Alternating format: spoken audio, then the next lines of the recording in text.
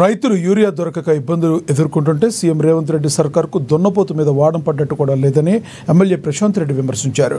రాష్ట్ర వ్యాప్తంగా వరి పొట్ట దశలో ఉందని, వారం రోజుల్లో యూరియా రాకపోతే పంట దిగుబడి తగ్గిపోయి రైతులకు తీవ్ర ఆర్థిక ఇబ్బంది ఏర్పడుతుందని అన్నారు. సకాలంలో రైతులకు వెంటనే యూరియా సప్లై చేయాలని, లేని పక్షంలో రైతులతో మహిళలతో ఉద్యమాలు చేస్తాం ఖబర్దార్ అంటూ ప్రశాంత్ రెడ్డి హెచ్చరించారు.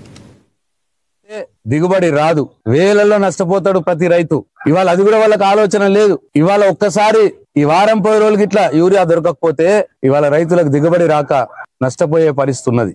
ఒక్క సంచి యూరియా అయ్యే శాతగానోడివి 1,50,000 కోట్లతోటి మూసి రివర్ ఫ్రంట్ చేస్తా అంటావు. ఒక్క బస్తా యూరియా అయ్యే శాతగానోడివి లక్షల కోట్లు ఖర్చు పెట్టి ఫ్యూచర్ సిటీ కడతాడట, డల్లాస్ నగరం చేస్తాడట హైదరాబాద్ ని.